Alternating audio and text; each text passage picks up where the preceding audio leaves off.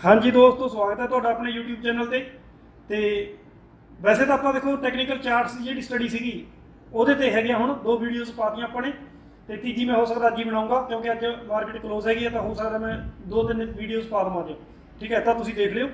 ਤੇ ਇਹ ਕਨਸੈਪਟ ਜਿਹੜਾ ਹੈਗਾ ਪਰ ਇਹ ਤੁਹਾਨੂੰ ਪਹਿਲਾਂ ਕਲੀਅਰ ਹੋਣਾ ਬਹੁਤ ਜ਼ਿਆਦਾ ਜ਼ਰੂਰੀ ਹੈ। ਜਿਹੜਾ ਕਨਸੈਪਟ ਤੇ ਅੱਜ ਮੈਂ ਗੱਲ ਕਰਨ ਲੱਗਿਆ, ਜੇ ਇਹ ਕਨਸੈਪਟ ਤੁਸੀਂ ਚੰਗੀ ਤਰ੍ਹਾਂ ਸਮਝ ਗਏ ਸਿੱਖ ਗਏ ਤਾਂ ਤੁਸੀਂ ਸਟਾਕ ਮਾਰਕੀਟ ਦੇ ਵਿੱਚ 99.9% ਮੈਂ ਕਹਿ ਸਕਦਾ ਕਿ ਤੁਸੀਂ ਮਾਰ ਨਹੀਂ ਖਾਓਗੇ, ਤੁਸੀਂ ਪ੍ਰੋਫਿਟ ਹੀ ਜਨਰੇਟ ਕਰੋਗੇ। ਠੀਕ ਹੈ, ਤਾਂ ਇਹਨੂੰ ਸਮਝੋ ਜਰਾ। ਇਹ ਜਿਹੜੀ ਗੇਮ ਹੈਗੀ ਹੈ ਇਹ ਪਹਿਲਾਂ ਮੈਂ ਤੁਹਾਨੂੰ ਥੋੜਾ ਜਿਹਾ ਦੱਸ ਚੁੱਕਿਆ ਕਿ ਇੱਕ ਆਪਰੇਟਰਸ ਆਪਾਂ ਜਿਹਨੂੰ ਕਹਿੰਦੇ ਆ, ਇੱਦਾਂ ਦੇ ਬੰਦੇ ਹੈਗੇ ਆ ਮਾਰਕੀਟ ਦੇ ਵਿੱਚ ਤੇ ਕੋਈ ਇਹ ਅਲੱਗ ਤੋਂ ਡਿਫਾਈਨ ਨਹੀਂ ਕੀਤੇ ਹੋਏ ਕਿ ਇਹ ਬੰਦੇ ਆਪਰੇਟਰ ਨੇ। ਇਹ ਕੋਈ ਵੀ ਹੋ ਸਕਦੇ ਨੇ। ਇਹ ਜਿਹੜੇ ਆਪਣੇ ਆਮ ਪਬਲਿਕ ਹੈਗੀ ਹੈ, ਪਬਲਿਕ ਚੋਂ ਵੀ ਹੋ ਸਕਦੇ ਨੇ ਇਹ ਬੰਦੇ, ਤੇ ਜਾਂ ਹੋ ਸਕਦਾ ਕਿ ਇਹ ਜਿਹੜੇ ਆਪਣੇ ਇੰਸਟੀਟਿਊਸ਼ਨਲ ਇਨਵੈਸਟਰਸ ਹੈਗੇ ਨੇ। ਠੀਕ ਹੈ, ਇੰਸਟੀਟਿਊਸ਼ਨਲ ਇਨਵੈਸਟਰ ਜੇ ਹੈਗੇ ਨੇ ਉਹ ਵੀ ਹੋ ਸਕਦੇ ਨੇ, FIIs ਵੀ ਹੋ ਸਕਦੇ ਨੇ, DIIs ਵੀ ਹੋ ਸਕਦੇ ਨੇ, ਕੋਈ ਵੀ ਹੋ ਸਕਦਾ ਹੈ।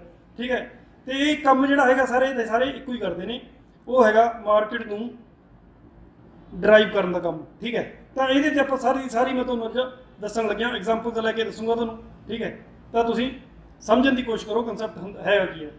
ਤਾਂ ਦੇਖੋ ਕੋਈ ਵੀ ਜਿਹੜਾ ਸਟਾਕ ਹੈਗਾ ABC, ਇਹ ਫੰਡਾਮੈਂਟਲੀ ਸਟਰੋਂਗ ਵੀ ਹੋ ਸਕਦਾ ਹੈ, ਵੀਕ ਵੀ ਹੋ ਸਕਦਾ ਹੈ। ਜਿਹੜੇ ਆਪਰੇਟਰਸ ਹੈਗੇ ਨੇ, ਆਪਰੇਟਰਸ ਨੇ ਜਦੋਂ ਕਿਸੇ ਸਟਾਕ ਨੂੰ ਚੁਣ ਲਿਆ, ਚਾਹੇ ਉਹ ਸਟਰੋਂਗ ਨੂੰ ਚੁਣਨ ਚਾਹੇ ਵੀਕ ਨੂੰ ਚੁਣਨ, ਤਾਂ ਉਹਨਾਂ ਨੇ ਉਹਨੂੰ ਮੂਵਮੈਂਟ ਦੇਣੀ ਹੁੰਦੀ ਹੈ, ਮੋਮੈਂਟਮ ਲੈ ਕੇ ਆਉਣਾ ਹੁੰਦਾ ਸਟਾਕ 'ਚ। ਅਗਰ ਸਟਾਕ ਬਹੁਤ ਜ਼ਿਆਦਾ ਟੁੱਟਿਆ ਪਿਆ ਹੈ ਤਾਂ ਹੋ ਸਕਦਾ ਉਹ ਇਹ ਜਿਹੇ ਸਟਾਕ ਨੂੰ ਚੁਣ ਲੈਣ ਕਿ ਉਹਨੂੰ ਇਹ ਇੱਥੇ ਤੱਕ ਲੈ ਜਾਣ। ਮੰਨ ਲਓ ਇੱਥੇ 10 ਰੁਪਏ ਦਾ ਸੀ, ਇੱਥੇ ਉਹ 500 ਰੁਪਏ ਤੱਕ ਵੀ ਲੈ ਕੇ ਜਾ ਸਕਦੇ ਨੇ। ਇਹਦੇ ਐਗਜ਼ਾਮਪਲਸ ਬਹੁਤ ਪਈਆਂ ਨੇ ਮਾਰਕੀਟ ਦੇ ਵਿੱਚ। ਤਾਂ ਹੁਣ ਇਹ ਸਟਾਕ ਜਿਹੜਾ ਹੈਗਾ ਸਟਰੋਂਗ ਵੀ ਹੋ ਸਕਦਾ, ਵੀਕ ਵੀ ਹੋ ਸਕਦਾ ਹੈ। ਇਸੇ ਤਰ੍ਹਾਂ ਜੇ ਉਹਨਾਂ ਨੇ ਕਿਸੇ ਸਟਾਕ ਨੂੰ ਉੱਪਰੋਂ ਚੁਣ ਲਿਆ ਕਿ ਇਹਨੂੰ ਨੀਚੇ ਲੈ ਕੇ ਜਾਣਾ, ਤਾਂ ਉਹ ਸਟਰੋਂਗ ਹੋਵੇ, ਵੀਕ ਹੋਵੇ, ਕੋਈ ਵੀ ਹੋਵੇ, ਉਹਨੂੰ ਉਹ ਇੱਥੇ ਵੀ ਲੈ ਕੇ ਆ ਸਕਦੇ ਨੇ। ਇੰਨੇ ਮਤਲਬ ਕਿ ਇਹ ਆਪਾਂ ਕਹਿ ਸਕਦੇ ਕਿ ਪ੍ਰੋਫੈਸ਼ਨਲ ਬੰਦੇ ਹੈਗੇ ਨੇ, ਆਪਣੇ ਕੰਮ ਨੂੰ ਇੰਨੀ ਇਮਾਨਦਾਰੀ ਨਾਲ ਕਰਦੇ ਨੇ ਇਹ। ਠੀਕ ਹੈ, ਤੇ ਮੇਰੇ ਦਿਲ ਦੇ ਵਿੱਚ ਇਹਨਾਂ ਵਾਸਤੇ ਬਹੁਤ ਜ਼ਿਆਦਾ ਰਿਸਪੈਕਟ ਹੈਗੀ ਹੈ ਕਿ ਹਾਈਲੀ ਕੁਆਲੀਫਾਈਡ ਬੰਦੇ ਆ ਇਹ। ਇਹਨਾਂ ਨੂੰ ਆਪਾਂ ਐਵੇਂ ਨਾ ਜਾਣੀਏ। ਠੀਕ ਹੈ, ਤੇ ਆਪਾਂ ਇਹਨਾਂ ਤੋਂ ਬਚਣਾ ਜਾਂ ਆਪਾਂ ਇਹਨਾਂ ਦਾ ਫਾਇਦਾ ਕਿਵੇਂ ਲੈਣਾ, ਇਹਨਾਂ ਦੇ ਨਾਲ ਚੱਲ ਕੇ ਉਹ ਮੈਂ ਤੁਹਾਡੀ ਗੱਲ ਕਰਦਾ। ਦੇਖੋ ਜਿਹੜਾ ਜ਼ਿੰਦਗੀ ਦੇ ਵਿੱਚ, ਆਮ ਜ਼ਿੰਦਗੀ ਦੇ ਵਿੱਚ ਮੈਂ ਇੱਕ ਐਗਜ਼ਾਮਪਲ ਲੈ ਕੇ ਤੁਹਾਨੂੰ ਦੱਸਾਂ ਕਿ ਆਪਾਂ ਮੰਨ ਲਓ ਇੱਕ ਮੁਹੱਲੇ ਦੇ ਵਿੱਚ ਰਹਿੰਦੇ ਹਾਂ ਜਾਂ ਆਪਾਂ ਕਿਸੇ ਆਫਿਸ ਦੇ ਵਿੱਚ ਹੈਗੇ ਹਾਂ ਸਾਰੇ ਬੰਦੇ, ਤੇ ਸਾਰੇ ਇੱਥੇ ਆਪਾਂ ਕੁਲੀਗ ਹੈਗੇ ਹਾਂ। ਠੀਕ ਹੈ, ਸਾਰੇ ਇਹ ਕੁਲੀਗਸ ਹੈਗੇ ਨੇ, ਤੇ ਇੱਥੇ ਕੋਈ ਬੰਦੇ ਥੋੜ੍ਹੇ ਜਿਹੇ ਜ਼ਿਆਦਾ ਇੰਟੈਲੀਜੈਂਟ ਬੰਦੇ ਹੋਣਗੇ ਜਿਹੜੇ ਕਿ ਹਰ ਪਾਸੇ ਦੀ ਖਬਰ ਰੱਖਦੇ ਨੇ, ਉਹ ਇੱਥੇ ਕੁਝ ਬੰਦੇ ਹੋਣਗੇ। ਤੇ ਅਸੀਂ ਨੇ ਓਬਜ਼ਰਵ ਕਰਦੇ ਰਹਿਣਾ ਹੁੰਦਾ ਇਹਨਾਂ ਨੂੰ ਕਿ ਇਹ ਕਿਹੜੇ ਟਾਈਮ 'ਤੇ ਕਿੱਦਾਂ ਦਾ ਬਿਹੇਵ ਕਰ ਰਹੇ ਨੇ। ਇਹ ਨਾਰਮਲ ਬਿਹੇਵ ਕਰਦੇ ਕੁਝ ਐਕਸਟਰਾ ਆਰਡੀਨਰੀ ਕਰਨ ਲੱਗ ਜਾਂਦੇ ਨੇ। ਤੇ ਜਿਹੜੇ ਪਾਰਖੂ ਬੰਦੇ ਬੈਠੇ ਨੇ ਇੱਥੇ ਪਾਰਖੂ ਬੰਦੇ ਬੈਠੇ ਨੇ, ਉਹ ਇਹਨਾਂ 'ਤੇ ਨਜ਼ਰ ਰੱਖਦੇ ਨੇ, ਭਾਵੇਂ ਉਹ ਇੰਨੇ ਕੁਆਲੀਫਾਈਡ ਨਹੀਂ ਹੈਗੇ, ਪਰ ਇਹਨਾਂ ਨੂੰ ਫੋਲੋ ਕਰਕੇ ਉਹ ਵੀ ਜਿੰਨਾ ਜੋ ਕੁਛ ਇਹ ਕਰਨਗੇ ਉਹੀ ਕੁਛ ਉਹ ਵੀ ਕਰ ਸਕਦੇ ਨੇ। ਠੀਕ ਹੈ, ਇਹ ਸਮਝ ਰਹੇ ਹੋ ਮੇਰੀ ਗੱਲ? ਤਾਂ ਇਹਨਾਂ ਨੂੰ ਆਪਾਂ ਇਹ ਮੰਨ ਸਕਦੇ ਹਾਂ ਵੀ ਇਹ ਆਪਰੇਟਰ ਹੈਗੇ ਇੱਕ ਤਰ੍ਹਾਂ ਦੇ, ਕਿ ਆਪਰੇਟ ਕਰ ਰਿਹਾ ਕੋਈ ਵੀ ਚੀਜ਼ ਨੂੰ, ਜੇ ਕੋਈ ਨਵੀਂ ਚੀਜ਼ ਆ ਰਹੀ ਹੈ। ਠੀਕ ਹੈ, ਉਹ ਕੋਈ ਵੀ ਹੋ ਸਕਦੀ ਹੈ। ਜਿਵੇਂ ਮੰਨ ਲਓ ਇਹਨਾਂ ਦਾ ਕੋਈ ਇੱਦਾਂ ਹੋਵੇ ਕਿ ਗੌਰਮੈਂਟ ਨੇ ਟੈਕਸ ਵਧਾਉਣੇ ਹੋਣ, ਮੰਨ ਲਓ ਫੋਰ ਐਗਜ਼ਾਮਪਲ। ਠੀਕ ਹੈ, ਟੈਕਸ ਵਧਾਉਣੇ ਹੋਣ ਤੇ ਇਹਨਾਂ ਨੇ ਨਜ਼ਰ ਪੂਰੀ ਰੱਖੀ ਹੋਈ ਹੈ ਕਿ ਕਿੱਦਾਂ ਦੇ ਡਿਸੀਜਨ ਆ ਸਕਦੇ ਨੇ। ਤਾਂ ਇਹ ਕੀ ਕਰਨਗੇ ਕਿ ਅਗਰ ਟੈਕਸ ਵਧਣ ਵਾਲੇ ਨੇ ਕੋਈ ਚੀਜ਼ਾਂ ਖਰੀਦਣੀਆਂ ਹੋਣਗੀਆਂ ਤਾਂ ਖਰੀਦਣ ਲੱਗ ਸਕਦੇ ਨੇ। ਆਪਾਂ ਇਹਨਾਂ ਨਾਲ ਗੱਲਬਾਤ ਕਰਾਂਗੇ, ਆਪਾਂ ਨੂੰ ਪਤਾ ਲੱਗੂਗਾ, ਇਹ ਦੱਸਣਗੇ ਵੀ ਆਪਾਂ ਨੂੰ। ਠੀਕ ਹੈ, ਪਰ ਇਹ ਡਾਇਰੈਕਟ ਨਹੀਂ ਦੱਸਣਗੇ ਤੁਹਾਨੂੰ। ਇਹ ਬੰਦੇ ਦੀ ਖਾਸੀਅਤ ਹੋਵੇ, ਡਾਇਰੈਕਟ ਨਹੀਂ ਤੁਹਾਨੂੰ ਦੱਸਦਾ, ਹਿੰਟ ਜ਼ਰੂਰ ਦੇ ਦੂਗਾ ਵੀ ਇਹ ਚੀਜ਼ ਹੋ ਰਹੀ ਹੈ ਤਾਂ ਮੈਂ ਇਹ ਕਰ ਰਿਹਾ। ਠੀਕ ਹੈ, ਉਹ ਹੋ ਵੀ ਸਕਦੀ ਹੈ, ਉਹ ਨਹੀਂ ਵੀ ਹੋ ਸਕਦੀ। ਠੀਕ ਹੈ, ਤਾਂ ਇਹ ਆਪਾਂ ਇਹਨਾਂ ਨੂੰ ਫੋਲੋ ਕਰਕੇ ਉਹੀ ਤਰੀਕਾ ਆਪਾਂ ਅਪਣਾ ਕੇ ਕਰ ਸਕਦੇ ਕੰਮ। ਠੀਕ ਹੈ, ਤੇ ਹੁਣ ਇਹ ਸਟਾਕਸ ਦੇ ਵਿੱਚ ਦੇਖ ਲਓ ਕਿ ਸਟਾਕ ਜਿਹੜਾ ਹੈਗਾ ਮੰਨ ਲਓ ਉਹਦੀ ਕੋਈ ਮੂਵਮੈਂਟ ਹੈਗੀ ਹੈ, ਤੇ ਨੀਚੇ ਵੋਲਿਊਮ ਜਿਹੜਾ ਹੈਗਾ ਨੇ, ਵੋਲਿਊਮ ਵੀ ਆਪਾਂ ਨੂੰ ਦੱਸਣਗੇ, ਸਾਰੇ ਇੰਡੀਕੇਟਰ ਦੱਸਣਗੇ। ਤੇ ਇੱਕ ਟਾਈਮ ਇੱਦਾਂ ਦਾ ਆਊਗਾ ਕਿ ਸਟਾਕ ਜਿਹੜਾ ਹੈਗਾ ਇਹ ਕੁਝ ਅਲੱਗ ਤੋਂ ਤਰ੍ਹਾਂ ਬਿਹੇਵ ਕਰਨ ਲੱਗ ਜੂਗਾ। ਅਗਰ ਪੋਜ਼ੀਟਿਵ ਨਿਊਜ਼ ਆ ਗਈ ਤਾਂ ਇਹ ਨੀਚੇ ਆ ਜਾਊਗਾ। ਠੀਕ ਹੈ, ਅਗਰ ਨੈਗੇਟਿਵ ਨਿਊਜ਼ ਆ ਗਈ ਤਾਂ ਇਹ ਉੱਪਰ ਜਾ ਸਕਦਾ ਹੈ। ਠੀਕ ਹੈ, ਕੁਝ ਵੀ ਹੋ ਸਕਦਾ ਮਾਰਕੀਟ 'ਚ, ਆਪਾਂ ਨੂੰ ਪਤਾ ਹੈ ਕਿ ਸਾਰੀਆਂ ਚੀਜ਼ਾਂ ਚੱਲ ਰਹੀਆਂ ਨੇ। ਤੇ ਕੌਣ ਕਰਵਾ ਰਹੇ ਨੇ? ਜਿਹੜੇ ਸਮਾਰਟ ਮਾਈਂਡ ਇੱਥੇ ਬੈਠੇ ਨੇ, ਜਿਹੜੇ ਕੰਮ ਕਰ ਰਹੇ ਨੇ ਨਾ, ਉਹ ਕਰ ਰਹੇ ਨੇ। ਅਗਰ ਕੋਈ ਇਹਨੂੰ ਲੱਗਦਾ ਕਿ ਨੈਗੇਟਿਵ ਨਿਊਜ਼ ਆਉਣ ਵਾਲੀ ਹੈਗੀ ਹੈ, ਠੀਕ ਹੈ, ਤਾਂ ਅਗਰ ਉਹਨਾਂ ਨੇ ਸਟਾਕ ਦੇ ਵਿੱਚੋਂ ਨਿਕਲਣਾ ਤਾਂ ਉਹਨੂੰ ਉੱਪਰ ਲੈ ਜਾਣਗੇ ਪਹਿਲਾਂ। ਜਦੋਂ ਨਿਊਜ਼ ਆਊਗੀ ਉਦੋਂ ਉਹ ਦੂਜਿਆਂ ਨੂੰ ਮਾਲ ਵੇਚ ਕੇ ਆਪਣਾ ਨਿਕਲ ਜਾਣਗੇ। ਠੀਕ ਹੈ, ਅਗਰ ਕੋਈ ਪੋਜ਼ੀਟਿਵ ਨਿਊਜ਼ ਆਉਣ ਵਾਲੀ ਹੈ ਜਾਂ ਆ ਵੀ ਗਈ, ਮੰਨ ਲਓ ਉਹਨੂੰ ਨਹੀਂ ਪਤਾ ਲੱਗਿਆ, ਤਾਂ ਉਹਨੂੰ ਕੋਸ਼ਿਸ਼ ਕਰਨਗੇ ਕਿ ਨੀਚੇ ਲੈ ਕੇ ਆਉਣ ਪਹਿਲਾਂ ਸਟਾਕ ਨੂੰ, ਤਾਂ ਕਿ ਜਿਹੜੇ ਬੰਦੇ ਵੀਕ ਹੈਗੇ ਆ ਉਹ ਇਹਨੂੰ ਇੱਥੇ ਐਗਜ਼ਿਟ ਕਰ ਦੇਣ, ਇੱਥੇ ਐਗਜ਼ਿਟ ਕਰ ਜਾਣ ਤੇ ਇਹ ਬੰਦੇ ਨੂੰ ਬਾਈ ਕਰ ਪਾਉਣ ਤੇ ਉੱਪਰ ਲੈ ਜਾਣ, ਬਾਅਦ ਦੇ ਵਿੱਚ ਇਹਦਾ ਪ੍ਰੋਫਿਟ ਲੈਣ। ਠੀਕ ਹੈ, ਇਹ ਅੱਗੇ ਮੈਂ ਸਾਰੀਆਂ ਗੱਲਾਂ ਤੁਹਾਨੂੰ ਕਲੀਅਰ ਕਰੂੰਗਾ ਜਦੋਂ ਚਾਰਟ ਤੇ ਚਲੇ ਗਏ ਨਾ, ਉਦੋਂ ਤੁਸੀਂ ਕੋਰਿਲੇਟ ਕਰ ਪਾਓਗੇ ਕਿ ਕਿਵੇਂ ਇਹਨਾਂ ਦੇ ਵਿੱਚ ਗੇਮ ਚੱਲਦੀ ਹੈ। ਠੀਕ ਹੈ, ਆਮ ਜ਼ਿੰਦਗੀ ਦੇ ਵਿੱਚੋਂ ਤੁਹਾਨੂੰ ਮੈਂ ਇੱਕ ਹੋਰ ਐਗਜ਼ਾਮਪਲ ਦਿੰਦਾ। ਮੰਨ ਲਓ ਇੱਕ ਬੰਦਾ ਹੈਗਾ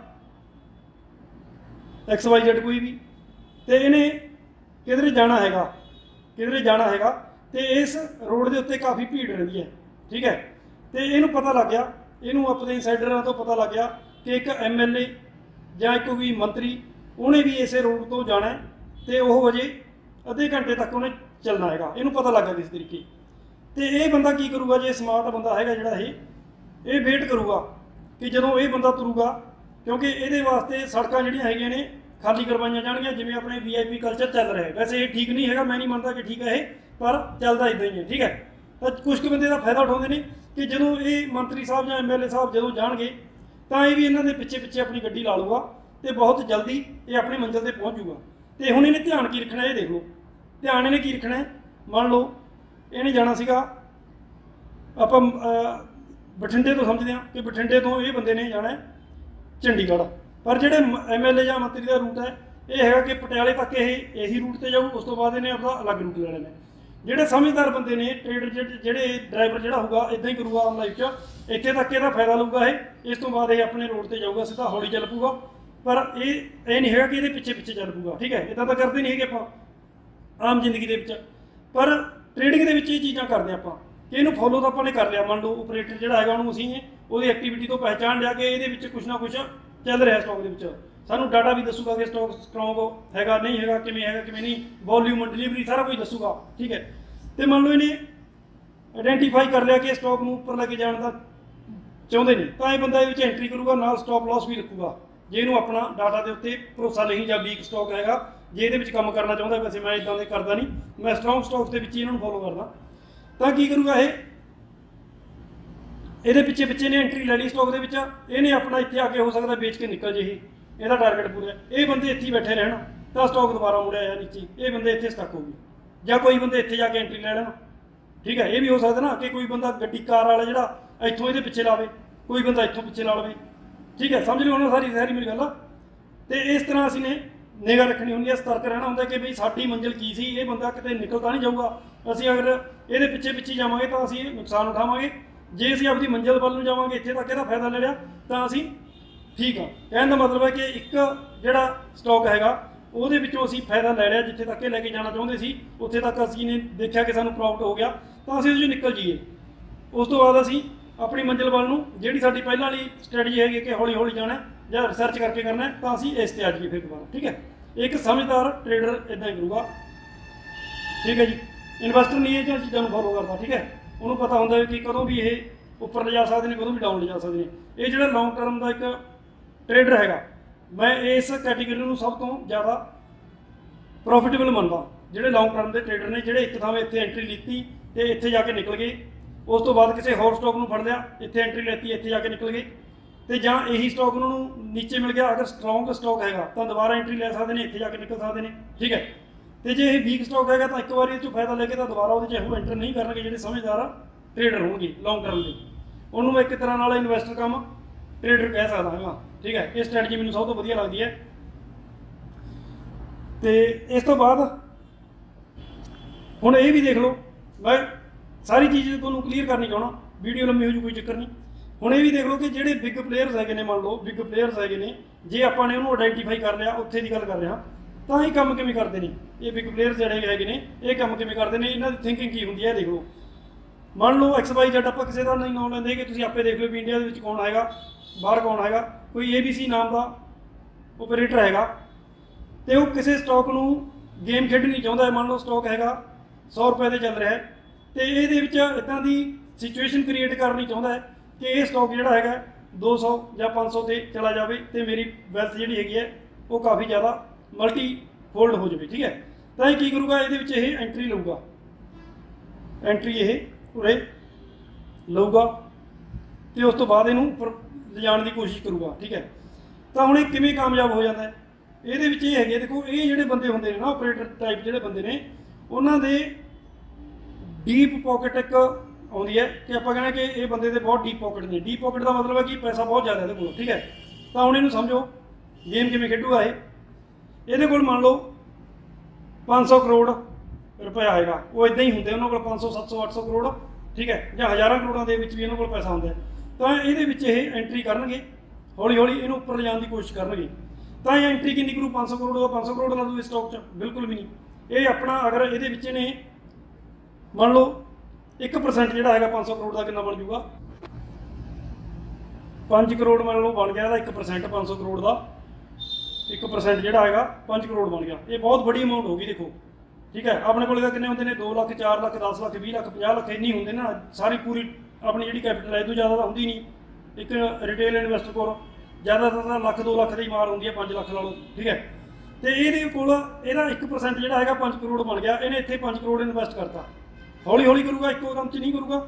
ਜਦੋਂ ਇਹ ਇਨਵੈਸਟਮੈਂਟ ਕਰੂਗਾ ਛੋਟੇ ਸਟਾਕ ਦੇ ਵਿੱਚ, ਤਾਂ ਇਹ ਸਟਾਕ ਜਿਹੜਾ ਹੈਗਾ ਮੂਵਮੈਂਟ ਦਿਖਾਉਣ ਲੱਗ ਜੂਗਾ। ਅਗਰ ਤਾਂ ਇਹ ਕਾਮਯਾਬ ਹੋ ਗਿਆ ਇਹਦੇ ਵਿੱਚ, ਕਿਉਂਕਿ ਇੱਥੇ ਪਤਾ ਕੀ ਹੁੰਦਾ, ਇੱਥੇ ਕਈ ਵਾਰੀ ਇਹਨਾਂ ਦੀ ਇੱਕ ਮੰਨ ਲਓ ਇਹ ਬੁੱਲ ਹੈਗਾ ਜਿਹੜਾ ਉੱਪਰ ਜਾਣਾ ਚਾਹੁੰਦਾ, ਤੇ ਨਾਲ ਹੀ ਇੱਕ ਇਹਦੇ ਕੋਈ ਬੀਅਰ ਆ ਗਿਆ ਤੇ ਉਹ ਹੋਰ ਨੀਚੇ ਲਿਜਾਣਾ ਚਾਹੁੰਦਾ, ਮੰਨ ਲਓ ਇਹਨੂੰ, ਠੀਕ ਹੈ, ਉਹ ਹੋਰ ਨੀਚੇ ਤੇ ਖਰੀਦਣਾ ਚਾਹੁੰਦਾ। ਤਾਂ ਇਹਨਾਂ ਦੀ ਆਪਸ ਦੇ ਵਿੱਚ ਇੱਕ ਈਗੋ ਜਿਹੜੀ ਹੈਗੀ ਹੈ, ਈਗੋ ਕਨਫਲਿਕਟ ਹੋ ਜੂ ਇੱਥੇ। ਇਹ ਬੰਦਾ ਕਹੂਗਾ ਕਿ ਮੈਂ ਉੱਪਰ ਜਾਣ ਨਹੀਂ ਦੇਣਾ, ਇਹ ਬੰਦਾ ਕਹੂਗਾ ਮੈਂ ਉੱਪਰ ਲੈ ਕੇ ਜਾਣਾ, ਠੀਕ ਹੈ। ਤਾਂ ਹੋ ਸਕਦਾ ਇਹਦੇ ਜਿਹੜੇ ਪਾਕਟਸ ਹੈਗੇ ਇਸ ਤੋਂ ਵੀ ਡੀਪਰ ਹੋਣ, ਜਾਂ ਇਹਦੇ ਡੀਪਰ ਹੋਣ, ਕਿਸੇ ਦੇ ਵੀ ਹੋ ਸਕਦੇ ਨੇ। ਜਾਂ ਇਹਦੀ ਜ਼ਿਆਦਾ ਜ਼ਰੂਰਤ ਹੋਵੇ ਇਹਨੂੰ ਨੀਚੇ ਲਿਜਾਣ ਦੀ, ਇਹਦੇ ਨਾਲ ਇਹ ਵੈਸੇ ਦੇਖ ਰਿਹਾ ਕਿ ਮੈਂ ਉੱਪਰ ਲੈ ਜਾ, ਇਹਦੀ ਜ਼ਰੂਰਤ ਹੋਵੇ ਕਿ ਨੀਚੇ ਲੈ ਕੇ ਆ ਕੇ ਮੈਂ ਨੀਚੇੋਂ ਖਰੀਦ ਕੇ ਫਿਰ ਉੱਪਰ ਲੈ ਕੇ ਜਾਊਂ, ਠੀਕ ਹੈ, ਇੱਦਾਂ ਵੀ ਹੋ ਸਕਦੀ ਹੈ। ਤਾਂ ਇਹਨਾਂ ਦੇ ਵਿੱਚੋਂ ਕੋਈ ਵੀ ਜਿੱਤ ਸਕਦਾ ਹੈ। ਤੇ ਜਿਹੜਾ ਵੀ ਬੰਦਾ ਮੰਨ ਲਓ ਆਪਾਂ ਇਹ ਦੇਖ ਕੇ ਚੱਲ ਰਿਹਾ ਕਿ ਬੁੱਲ ਜਿਹੜਾ ਹੈਗਾ ਇਹ ਵਿਨਿੰਗ ਕੰਡੀਸ਼ਨ ਦੇ ਵਿੱਚ ਮੰਨ ਲਓ ਅਗਰ ਆਉਂਦਾ ਹੈ ਤਾਂ ਕੀ ਹੋਊ? ਤਾਂ ਇਹ ਸਟਾਕ ਨੂੰ ਜਿਹੜਾ ਹੈਗਾ ਲੈ ਜਾਊਗਾ। ਜਿੰਨਾ ਇਹ ਵੇਚਣ ਦੀ ਕੋਸ਼ਿਸ਼ ਕਰੂ, ਧਿਆਨ ਨਾਲ ਸਮਝੋ, ਜਿੰਨਾ ਇਹ ਸੈਲਿੰਗ ਕਰਨ ਦੀ ਕੋਸ਼ਿਸ਼ ਕਰੂ, ਇਹ ਬੰਦਾ ਉਨਾ ਹੀ ਬਾਏ ਕਰਦਾ ਜਾਊ। ਤਾਂ ਇੱਕ ਕੰਡੀਸ਼ਨ ਇੱਦਾਂ ਹੋਊਗੀ, ਇਹ ਬੰਦਾ ਹਾਰ ਮੰਨ ਕੇ ਛੱਡ ਦੂਗਾ, ਤਾਂ ਇਹ ਬੰਦਾ ਉੱਪਰ ਲੈ ਕੇ ਜਾਣ ਦੇ ਵਿੱਚ ਕਾਮਯਾਬ ਹੋ ਗਿਆ ਇਹਨੂੰ, ਠੀਕ ਹੈ। ਤਾਂ ਇਹਦੀ ਵੈਲਥ ਜਿਹੜੀ ਸੀ 100 ਰੁਪਏ ਦਾ, ਇਹਨੇ ਅਗਰ ਸਟਾਕ ਲਿਆ ਸੀ 500 ਤੇ ਚਲਾ ਗਿਆ, ਤਾਂ 5 ਗੁਣਾ ਉਹਨੇ ਕਰ ਲਿਆ ਹੋਰ, 5 ਕਰੋੜ ਦਾ 25 ਕਰੋੜ ਕਰ ਲਿਆ। ਤਾਂ ਇਹਨਾਂ ਦੇ ਟਾਰਗੇਟ ਹੋਰ ਵੀ ਬੜੇ ਹੁੰਦੇ ਨੇ, ਤਾਂ ਮੈਂ ਤੁਹਾਨੂੰ ਛੋਟਾ ਸਮਝਾਉਣ ਦੀ ਕੋਸ਼ਿਸ਼ ਕਰ ਰਿਹਾ, ਠੀਕ ਹੈ। ਹੁਣ ਉਲਟੀ ਦੇਖ ਲਓ ਚੀਜ਼ ਕਿਵੇਂ ਹੋਊਗੀ। ਅਗਰ ਮੰਨ ਲਓ ਇਹ ਬੰਦਾ ਸਫਲ ਨਹੀਂ ਹੋਇਆ, ਇਹ ਬੰਦਾ ਸਫਲ ਹੋ ਗਿਆ ਉੱਪਰ ਲਿਜਾਣ ਤੋਂ, ਜਿੰਨਾ ਇਹ ਬੰਦਾ ਖਰੀਦ ਰਿਹਾ ਇਹ ਉਸ ਤੋਂ ਜ਼ਿਆਦਾ ਵੇਚਣ ਨੂੰ ਤਿਆਰ ਹੈ ਕਿ ਮੇਰੇ ਕੋਲੇ ਹੋਰ ਵੀ ਜ਼ਿਆਦਾ ਵੇਚੂੰਗਾ ਮੈਂ ਜਿੰਨਾ ਤੂੰ ਖਰੀਦੇਗਾ। ਇਹ ਬੰਦਾ ਮੰਨ ਲਓ ਹਾਰ ਮੰਨ ਜਾਂਦਾ ਉੱਪਰ ਵਾਲਾ, ਇਹ ਬੰਦਾ ਜਿੱਤ ਜਾਂਦਾ ਹੈ। ਤਾਂ ਇਹਦਾ ਕੀ ਗਿਆ? ਇਹਦਾ 1% ਗਿਆ ਸਿਰਫ। ਵੈਸੇ ਇਹ ਨਿਕਲ ਜੂ ਪਹਿਲਾਂ ਹੀ, ਇਹ ਆਪਣਾ ਜਿਹੜਾ ਕੈਪੀਟਲ ਇਹਨੇ ਲਾਇਆ ਸੀ ਨਾ 5 ਕਰੋੜ, ਉਹਨੂੰ ਜ਼ੀਰੋ ਹੋਣ ਤੋਂ ਪਹਿਲਾਂ ਹੀ ਨਿਕਲ ਜੂ। ਹੋ ਸਕਦਾ 1 ਕਰੋੜ ਦਾ ਜਿਹੜਾ ਲਾਸ ਹੈ ਉਹ ਲੈ ਕੇ ਇਹ ਨਿਕਲ ਜੇ ਬੰਦਾ, ਠੀਕ ਹੈ, ਜਾਂ ਕਿੰਨਾ ਵੀ ਹੋ ਸਕਦਾ। ਇਹਦੇ ਡਿਪੈਂਡ ਕਰਦਾ ਹੈ ਕਿੰਨਾ ਆਪਣਾ ਬੀਅਰ ਕਰ ਸਕਦਾ ਉਹ ਚੀਜ਼ ਨੂੰ, ਹੈ ਨਾ, ਕਿੰਨਾ ਸਹਿ ਸਕਦਾ ਲਾਸ ਨੂੰ। ਤੇ ਇਹਨੇ ਅਗਰ ਮੰਨ ਲਓ 1 ਕਰੋੜ ਦਾ ਆਪਣਾ ਲਾਸ ਕਰ ਲਿਆ, ਜਾਂ 5 ਕਰੋੜ ਹੀ ਮੰਨ ਲੈਂਦੇ ਆਪਾਂ ਵਰਸ ਕੰਡੀਸ਼ਨ ਦੇ ਵਿੱਚ, ਕਿ ਜਿਹੜਾ ਬੰਦੇ ਨੇ ਇਹਨੇ ਗੇਮ ਖੇਡਣੀ ਚਾਹੀ ਸੀ ਉਹਦੇ ਵਿੱਚ ਇਹ ਕਾਮਯਾਬ ਨਹੀਂ ਹੋ ਸਕਿਆ, ਤੇ ਇਹਨੇ 5 ਕਰੋੜ ਸੀਗਾ ਜਿਹੜਾ ਇਹਦਾ ਜ਼ੀਰੋ ਹੋ ਗਿਆ। ਤਾਂ ਇਹਦੀ ਟੋਟਲ ਵੈਲਥ ਸੀ ਜਿਹੜੀ, ਉਹਦੇ 'ਚੋਂ ਕਿੰਨੇ ਪੈਸਾ ਗਿਆ ਇਹਦਾ? 1%। ਤੇ ਹੋਰ ਕਿਸੇ ਸਟਾਕ ਦੇ ਵਿੱਚ ਆਪਦਾ 1% ਲਾ ਕੇ ਇਹਨੂੰ ਕਵਰ ਕਰ ਲੂਗਾ ਜਿਹੜਾ ਇੱਥੇ ਲਾਸ ਹੋ ਗਿਆ ਇਹਦਾ, ਠੀਕ ਹੈ। ਇਹ ਤਾਂ ਹੈਗੀ ਇਹਨਾਂ ਦੀ ਗੇਮ। ਤੇ ਹੁਣ ਜਿਹੜਾ ਇੱਕ ਰਿਟੇਲ ਇਨਵੈਸਟਰ ਹੈਗਾ, ਅਗਰ ਉਹ ਇਹਦੇ ਪਿੱਛੇ ਕਿਉਂਕਿ ਅੱਜ ਕੱਲ੍ਹ ਆਪਾਂ ਨੂੰ ਪਤਾ ਹੈ ਕਿ ਜਦੋਂ ਵੀ ਇਹ ਬਾਇੰਗ ਕਰਦੇ ਨੇ, ਸੈਲਿੰਗ ਕਰਦੇ ਨੇ, ਜਿਹੜੇ ਬੜੇ ਆਪਰੇਟਰ ਪਲੇਅਰ ਹੈਗੇ, ਤਾਂ ਇਹਨਾਂ ਦੀ ਨਿਊਜ਼ ਆ ਜਾਂਦੀ ਹੈ, ਆਪਾਂ ਨੂੰ ਪਤਾ ਲੱਗ ਜਾਂਦਾ ਕਿ ਇਹ ਬੰਦਾ ਸਟਾਕ 'ਚ ਆ ਗਿਆ, ਇਹ ਬੰਦਾ ਨਿਕਲ ਗਿਆ, ਠੀਕ ਹੈ। ਤੇ ਜੇ ਇਹਨਾਂ ਦੀ ਅਸੀਂ ਇਹਨਾਂ ਨੂੰ ਫੋਲੋ ਕਰਾਂਗੇ ਬਿਨਾਂ ਸੋਚੇ ਸਮਝੇ, ਤਾਂ ਜਦੋਂ ਮੰਨ ਲਓ ਇਹਦਾ 1% ਦਾ ਲਾਸ ਲੈ ਕੇ ਇਹਦਾ ਬਾਹਰ ਨਿਕਲ ਗਿਆ, ਜਿਹਨੇ ਸਟਾਰਟ ਕੀਤੀ ਸੀ ਗੇਮ 5 ਕਰੋੜ ਵਾਲੇ ਨੇ। ਪਰ ਜੇ ਅਸੀਂ ਮੰਨ ਲਓ ਇਹਦੇ ਵਿੱਚ 1 ਲੱਖ ਰੁਪਇਆ ਵੀ ਲਾਤਾ, ਤਾਂ ਸਾਡੇ ਵਾਸਤੇ 1 ਲੱਖ ਜਿਹੜਾ ਹੈਗਾ ਬਹੁਤ ਵੱਡੀ ਅਮਾਊਂਟ ਹੋ ਜੂ। ਇਹ ਡਿਪੈਂਡ ਕਰੂਗਾ ਕਿ ਸਾਡਾ ਟੋਟਲ ਪੋਰਟਫੋਲੀਓ ਕਿੰਨਾ ਹੈ, ਠੀਕ ਹੈ। ਤੇ ਹੋ ਸਕਦਾ ਕਿਸੇ ਬੰਦੇ ਵਾਸਤੇ 10,000 ਜਿਹੜਾ ਹੈਗਾ 10,000 ਹੀ ਬੜੀ ਅਮਾਊਂਟ ਬਣ ਜੇ। ਤੇ ਆਪਾਂ ਮੰਨ ਕੇ ਚੱਲਦੇ ਚਲੋ 1 ਲੱਖ, ਜਿਹੜੇ ਬੰਦੇ ਕੋਲ 5 ਲੱਖ ਰੁਪਏ, ਅਗਰ ਉਹਨੇ 1 ਲੱਖ ਇੱਧਰ ਲਾਤਾ ਤੇ 1 ਲੱਖ ਉਹਦਾ ਡੁੱਬ ਗਿਆ, ਤਾਂ ਉਹਦਾ ਕਿੰਨਾ ਗਿਆ? ਉਹਦਾ ਗਿਆ 20% ਲਾਸ ਕਰਵਾ ਲਿਆ ਉਹਨੇ ਇੱਕ ਟ੍ਰੇਡ ਦੇ ਵਿੱਚ, ਕਿਉਂਕਿ ਉਹਨੇ ਬਲਾਈਂਡਲੀ ਇਸ ਬੰਦੇ ਨੂੰ ਫੋਲੋ ਕੀਤਾ ਸੀਗਾ, ਜਿਹੜਾ ਬੰਦਾ ਗੇਮ ਖੇਡਣਾ ਚਾਹੁੰਦਾ ਸੀ। ਸਮਝ ਰਹੇ ਹੋ ਨਾ ਸਾਰੀ ਦੀ ਸਾਰੀ ਗੇਮ।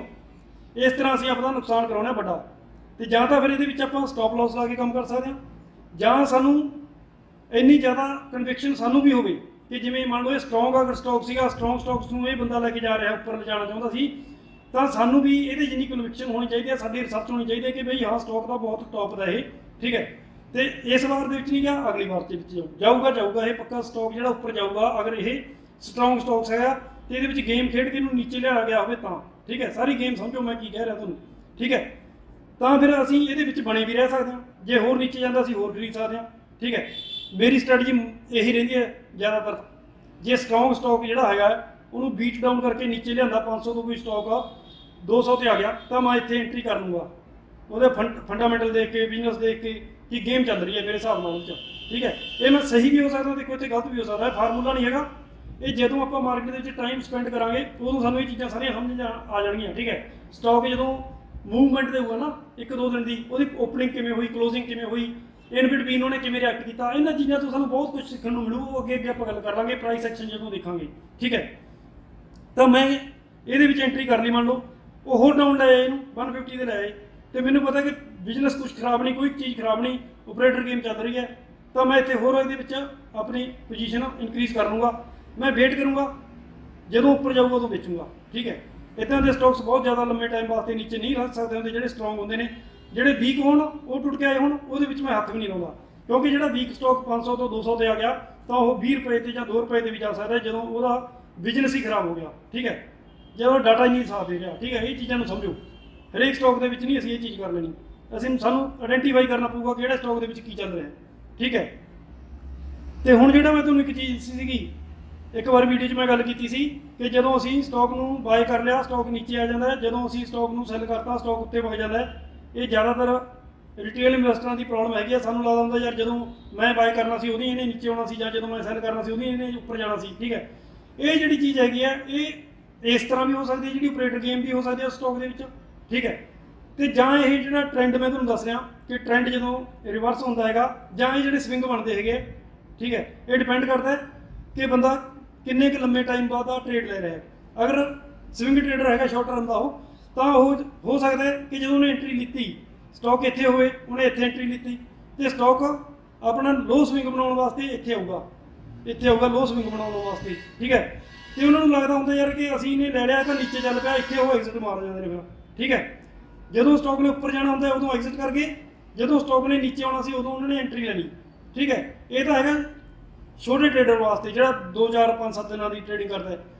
ਤੇ ਜਿਹੜੇ ਲੰਮੇ ਟਾਈਮ ਦੇ ਟ੍ਰੇਡਰਸ ਹੈਗੇ ਆ ਜਾਂ ਦੇਖਦੇ ਆ, ਵੈਸੇ ਤਾਂ ਉਹ ਰਿਸਰਚ ਕਰਦੇ ਆ ਸਾਰੀ, ਪਰ ਜਿਹੜੇ ਰਿਸਰਚ ਨਹੀਂ ਕਰਦੇ ਉਹਨਾਂ ਨਾਲ ਹੀ ਇਹ ਚੀਜ਼ਾਂ ਹੁੰਦੀਆਂ ਨੇ ਜਿਹੜੇ ਮੈਂ ਤੁਹਾਨੂੰ ਦੱਸ ਰਿਹਾ, ਠੀਕ ਹੈ। ਉਹਨਾਂ ਨਾਲ ਕੀ ਹੁੰਦਾ ਕਿ ਉਹਨਾਂ ਨੇ ਇੱਥੇ ਸਟਾਕ ਨੇ ਬਹੁਤ ਸਾਰਾ ਕੰਸੋਲੀਡੇਸ਼ਨ ਕੀਤਾ, ਇੱਥੋਂ ਇਹਦਾ ਮੰਨ ਲਓ ਟ੍ਰੈਂਡ ਅਪ ਹੋ ਗਿਆ, ਠੀਕ ਹੈ। ਸਟਾਕ ਨੇ ਉੱਪਰ ਚੱਲਣਾ ਸਟਾਰਟ ਕੀਤਾ ਤਾਂ ਹੋ ਸਕਦਾ ਉਹਦੇ ਕੋਲੇ ਪਹਿਲਾਂ ਇੱਥੇ ਬਾਇੰਗ ਕੀਤੀ ਹੋਵੇ, ਠੀਕ ਹੈ। ਇੱਥੋਂ ਨੀਚੇ ਮੁੜਿਆ ਸਟਾਕ, ਇੱਥੋਂ ਇੱਕ ਵਾਰੀ ਉੱਪਰ ਗਿਆ ਤਾਂ ਉਹਨੇ ਦੇਖਿਆ ਯਾਰ ਇਹ ਤਾਂ ਸਟਾਕ ਨੀਚੇ ਆ ਗਿਆ ਸੀ, ਫਿਰ ਉੱਪਰ ਆਇਆ, ਇੱਥੇ ਉਹ ਐਗਜ਼ਿਟ ਕਰ ਗਿਆ, ਠੀਕ ਹੈ। ਤਾਂ ਹੁਣ ਦੇਖੋ ਸਟਾਕ ਨੇ ਤਾਂ ਆਪਣੀ ਚਾਲ ਚੱਲਣੀ ਹੈ। ਉਹ ਬੰਦੇ ਨੂੰ ਸੀਗਾ ਕਿ ਮੈਂ ਐਗਜ਼ਿਟ ਕਰਕੇ ਮੇਰਾ ਟੌਪ ਬਣ ਗਿਆ, ਮੈਂ ਇੱਥੇ ਐਗਜ਼ਿਟ ਲੈ ਲਈ, ਠੀਕ ਹੈ। ਤੇ ਪਰ ਉਸ ਤੋਂ ਬਾਅਦ ਕੀ ਸਟਾਕ ਨੀਚੇ ਆਇਆ, ਫਿਰ ਉੱਪਰ ਜਾ ਕੇ ਇੱਥੇ ਚਲਾ ਗਿਆ।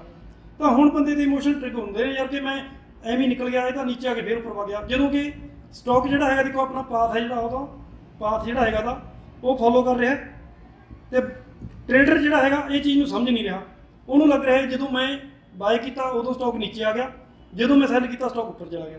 ਇਸੇ ਤਰ੍ਹਾਂ ਜੇ ਟ੍ਰੈਂਡ ਇੱਧਰ ਨੀਚੇ ਨੂੰ ਆ ਰਿਹਾ ਹੈ, ਡਿੱਗਣ ਲੱਗ ਗਿਆ, ਮੰਨ ਲਓ ਕਿ 500 ਰੁਪਏ ਤੇ ਟ੍ਰੇਡ ਚੱਲ ਰਿਹਾ ਸਟਾਕ, ਤੇ ਆਪਾਂ ਨੂੰ ਲੱਗਦਾ ਕਿ ਯਾਰ ਜੇ ਇਹ ਸਟਾਕ ਮੈਨੂੰ 450 ਤੇ ਮਿਲ ਜੇ ਤਾਂ ਚੰਗੀ ਗੱਲ ਹੈ, ਪਰ ਆਪਾਂ ਇਹ ਚੀਜ਼ ਨਹੀਂ ਦੇਖ ਰਹੇ ਕਿ ਇਹਦਾ ਟ੍ਰੈਂਡ ਜਿਹੜਾ ਚੇਂਜ ਹੋ ਗਿਆ, ਠੀਕ ਹੈ। ਜਦੋਂ 450 ਤੇ ਆਇਆ ਅਸੀਂ ਨੇ ਇੱਥੇ ਐਂਟਰੀ ਕਰ ਲਈ, ਇਹ ਰਿਵਰਸ ਦੀ ਗੱਲ ਕਰ ਰਿਹਾ ਮੈਂ, ਹੈ ਨਾ। ਇੱਥੇ ਐਂਟਰੀ ਕਰ ਲਈ ਤੇ ਸਟਾਕ ਥੋੜਾ ਜਿਹਾ ਇੱਕ ਵਾਰੀ ਉੱਪਰ ਜਾ ਕੇ ਨੀਚੇ ਵੱਲ ਚਲਾ ਗਿਆ, ਹੋਰ ਨੀਚੇ ਚਲਾ ਗਿਆ, ਹੋਰ ਨੀਚੇ ਚਲਾ ਗਿਆ। ਫਿਰ ਇਮੋਸ਼ਨਲ ਟ੍ਰਿਗਰ ਹੁੰਦੇ ਨੇ ਵੀ ਯਾਰ ਮੈਂ ਤਾਂ ਪਹਿਲਾਂ ਹੀ ਐਂਟਰੀ ਕਰ ਲਈ, ਮੈਂ ਤਾਂ ਇੱਥੇ ਜਾ ਕੇ ਐਂਟਰੀ ਕਰਨੀ ਸੀ। ਪਰ ਉਹ ਇਹ ਚੀਜ਼ਾਂ ਨੂੰ ਨਹੀਂ ਸਮਝ ਰਿਹਾ ਕਿ ਸਟਾਕ ਆਪਣੀ ਚਾਲ ਚੱਲ ਰਿਹਾ ਸੀ, ਸਟਾਕ ਦੀ ਚਾਲ ਦੇਖਣੀ ਹੈ, ਕਿੱਥੋਂ ਟ੍ਰੈਂਡ ਰਿਵਰਸ ਹੋਊਗਾ ਅਸੀਂ ਉੱਥੇ ਐਂਟਰੀ ਲਈਏ, ਠੀਕ ਹੈ। ਤਾਂ ਇਹ ਸਾਰੀ ਗੇਮ ਹੈ ਜਿਹੜੀ ਇਹ ਸਾਨੂੰ ਪਤਾ ਹੋਣੀ ਚਾਹੀਦੀ ਹੈ। ਮੈਨੂੰ ਲੱਗਦਾ ਬਹੁਤ ਜ਼ਿਆਦਾ ਮੈਂ ਦੱਸਦਾ ਇਹਦੇ ਵਿੱਚ ਵੀਡੀਓ 'ਚ, ਕਈ ਬੰਦੇ ਕਨਫਿਊਜ਼ ਵੀ ਹੋ ਸਕਦੇ ਨੇ। 2-3 ਵਾਰੀ ਇਹਨੂੰ ਵੀਡੀਓ ਨੂੰ ਦੇਖੋ ਤੇ ਫਿਰ ਸਮਝੋ ਇਹਨੂੰ। ਜੇ ਇੱਕ ਵਾਰ ਚੀਜ਼ ਸਮਝ ਆ ਗਈ ਤਾਂ ਵੈਲ ਐਂਡ ਗੁੱਡ, ਨਹੀਂ 2 ਜਾਂ 3 ਵਾਰੀ ਦੇਖੋ ਕਿ ਇਹ ਤਰ੍ਹਾਂ ਨਾਲ ਸਾਡੇ ਨਾਲ ਹੋ ਰਿਹਾ ਹੈ ਮਾਰਕੀਟ ਦੇ ਵਿੱਚ ਜਾਂ ਨਹੀਂ ਹੋ ਰਿਹਾ। ਅਗਰ ਹੋ ਰਿਹਾ ਤਾਂ ਤੁਸੀਂ ਕਮੈਂਟਾਂ ਦੇ ਵਿੱਚ ਦੱਸ ਸਕਦੇ ਹੋ, ਆਪਣੀ ਕੋਈ ਸਟੋਰੀ ਦੱਸਣੀ ਚਾਹੁੰਦੇ ਹੋ ਥੋੜੀ ਮਾੜੀ ਮੋਟੀ ਉਹ ਦੱਸ ਸਕਦੇ ਹੋ ਵੀ ਇੱਦਾਂ ਹੁੰਦਾ ਜਾਂ ਨਹੀਂ ਹੁੰਦਾ, ਠੀਕ ਹੈ। ਤੇ ਅਗਰ ਨਹੀਂ ਹੋ ਰਿਹਾ, ਤੁਹਾਨੂੰ ਲੱਗਦਾ ਕਿ ਮੈਂ ਵੈਸੇ ਹੀ ਬੇਕਾਰ ਗੱਲਾਂ ਕਰ ਰਿਹਾ ਹਾਂ ਤਾਂ ਤੁਸੀਂ ਕਮੈਂਟਾਂ 'ਚ ਕਹੋ ਕਿ ਨਹੀਂ ਤੁਸੀਂ ਗਲਤ ਹੋ, ਇੱਦਾਂ ਨਹੀਂ ਹੁੰਦਾ, ਤਾਂ ਜੋ ਮੈਨੂੰ ਪਤਾ ਲੱਗ ਸਕੇ ਕਿ ਮੈਂ ਕਿੱਥੇ ਗਲਤ ਹੈਗਾ ਜਾਂ ਮੈਂ ਸਹੀ ਹਾਂ, ਤਾਂ ਮੈਂ ਹੋਰ ਇੱਦਾਂ ਦੀਆਂ ਵੀਡੀਓ ਬਣਾ ਸਕਾਂ। ਸੋ ਠੀਕ ਹੈ ਜੀ, ਜਿਹੜੇ ਜਾਗਣਗੇ ਉਹੀ ਬਚਣਗੇ। ਵੀਡੀਓ ਦੇਖਣ ਵਾਸਤੇ ਤੁਹਾਡਾ ਬਹੁਤ ਬਹੁਤ ਜ਼ਿਆਦਾ ਧੰਨਵਾਦ ਜੀ ਸਾਰਿਆਂ ਦਾ।